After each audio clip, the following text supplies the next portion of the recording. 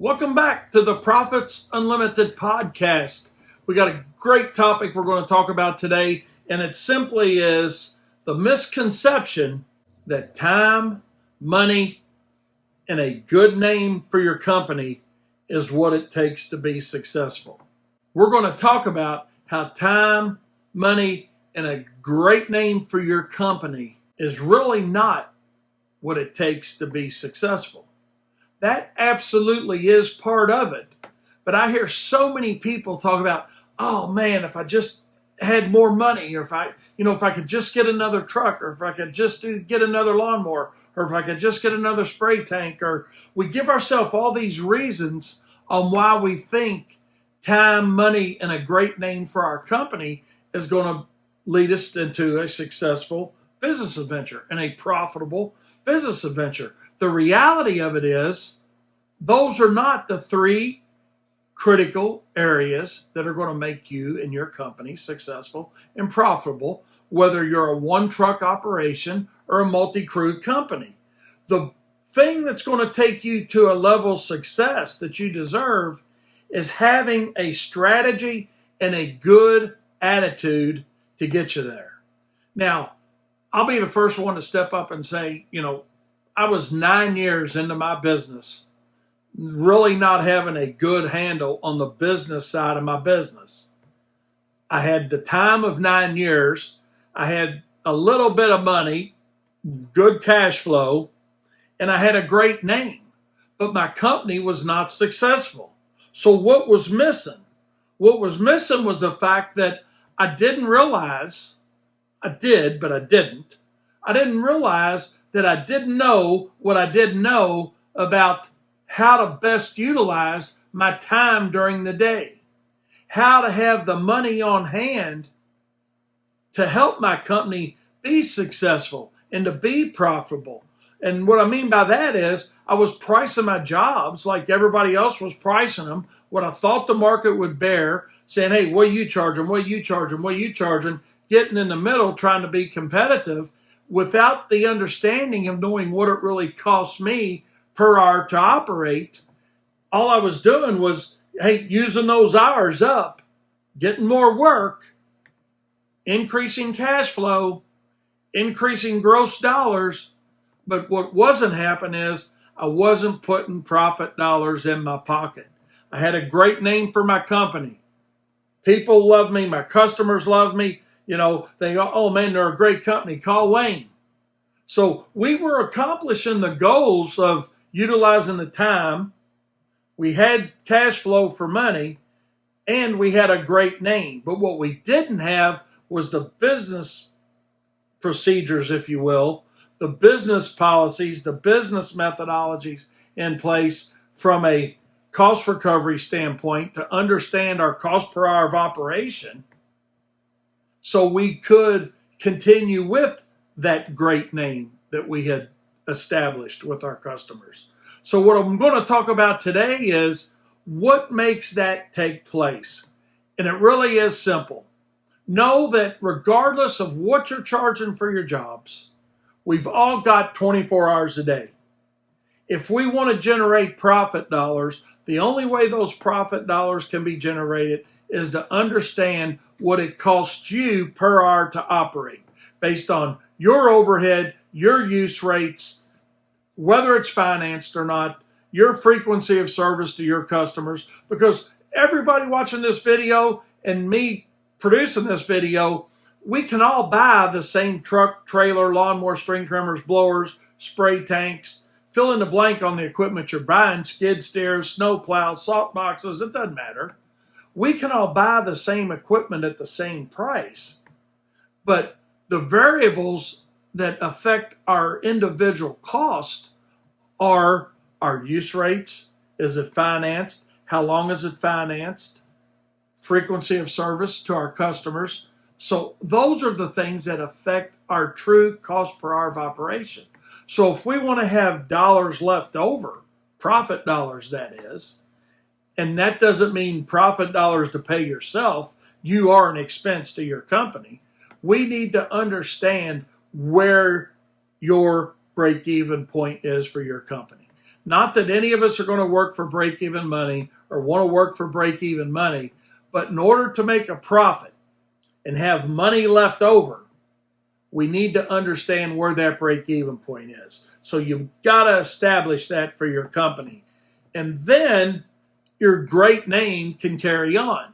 But what happens in a lot of cases with a lot of companies is after a few years go by, 2, 3, 4, 5 years, we start to see the struggles of, hey, we've got a full schedule, but we're still not making any money. And I really can't afford to pay myself.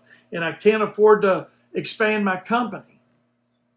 It takes a while. It takes that time. So the time of 4 years didn't help us be successful. The solid foundation that's going to help your company be successful is to put together a great strategy or plan, have a good attitude, knowing that those some days, man, you're going to feel bad, you're going to have a bad attitude. But overall, maintain a positive attitude. Don't worry what your competitor's doing because they don't matter. I can tell you, 45 years in the industry, I've seen a lot of competitors come and go. A lot of them were great people, great companies, great names. But at the end of the day, what they didn't have was a solid plan in place for marketing, advertising, selling, service contracts, and the fundamental foundation of knowing why they charged what they charge. Too many times we just don't know what we don't know about pricing. We got to be willing to work the plan. Establishing the plan's easy. We got to work the plan. We got to be willing to change our cells, I say, not the SELL cell or the SALE cell, but I think let's look at it from a sailboat's perspective.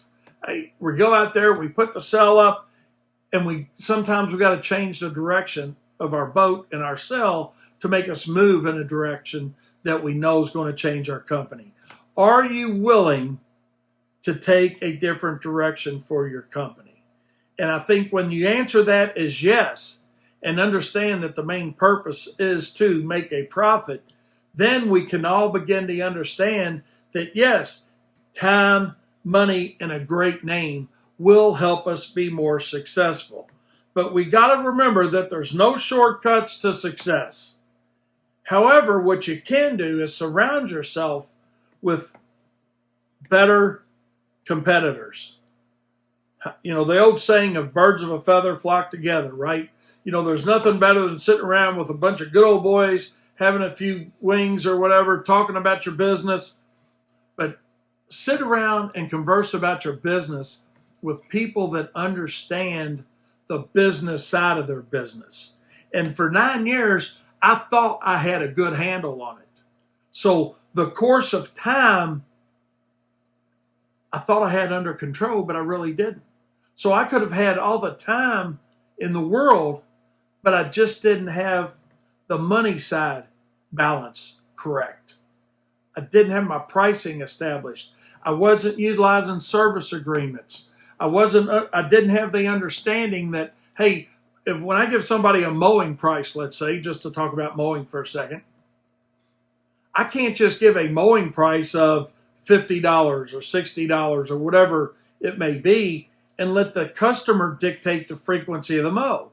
And what I mean by that is when you establish your mowing pricing, are you saying that, hey, that's based on a weekly service or an every 10-day service? You know, because if you just set a price and you let the customer dictate the frequency, and what I mean by that is you pull up during the summer when it's hot and dry, things have slowed down a little bit, right?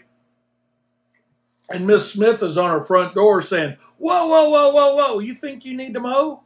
Well, no, but I don't remember you running out in the spring when I was double and triple cutting it and offering me any more money. So it's up to you as the business owner when you're selling your services to your customers to look at the property, see if they have irrigation, see if they are on a fertilization weed control program, and are they going to need a weekly service? Or is it somebody that just looking for a mow and blow service? And then you got to ask yourself, is that for you? And if you want to put on that type of account, that's okay, but know that, hey, when it gets hot and it slows down, the frequency is going to change. So you've got to price your job accordingly, knowing that in the spring, you're going to have more time involved. In the summer, when you could make it up because it's growing less, you're going to have to not be ran off the property. So now you need to sit down with your customer and say, okay, look, we're going to have a weekly service in the spring. We're going to an every 10-day cycle in the summer. And this is what our fall leaf cleanup is going to look like. Our fall services are going to look like.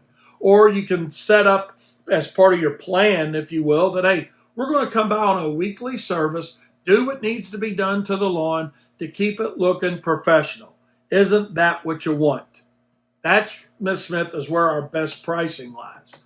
And whether it's residential or commercial, that's the explanation, that's the sales pitch that you have to use. Not that everybody's going to be on a weekly service. They're absolutely probably not going to be, But know that when they deviate from a weekly service, the price has to change.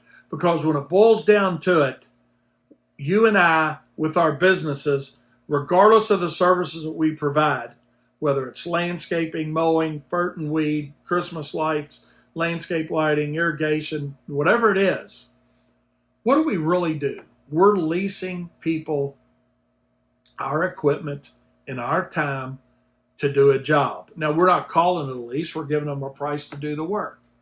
But that's really what we're doing. So you need to establish your cost first, then submit your proposal based on the frequency of that service to create that good name for yourself.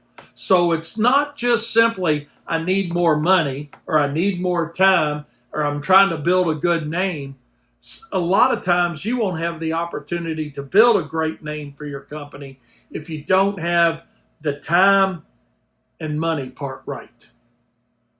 And the only way that the whole foundation becomes solid is first understand and know why you charge what you charge. Utilize a methodology that's going to help your company determine its break-even point, then add on to it above and beyond that what your specific market will bear. That's when you are going to become more successful, more profitable, and have a great name for your company. That's the path to financial freedom. Other than that, you've just got a lot of time, a lot of cash flow, and maybe a great name for your company. But if we don't have the foundation solid and a cash flow management tool in place like your service contracts to regulate that cash flow, all the time in the world's not going to fix it. And that wraps up today's episode. I've got something special for all you lawn and landscape professionals out there. If you're looking to take your business to the next level, you've got to check out the Profit Circle. It's an exclusive group coaching community tailor-made for people just like you, because I know how hard it is to do it on your own. Imagine having access to live and recorded webinars where industry experts share their secrets, or getting exclusive tips and advice through videos and blogs that you won't find anywhere else. Got questions? Get them answered in an interactive Q&A sessions offered by the Profit Circle. Plus, don't miss our monthly webinars packed with awesome content. Check out the link in the description to get started. Trust me, you don't want to miss this opportunity.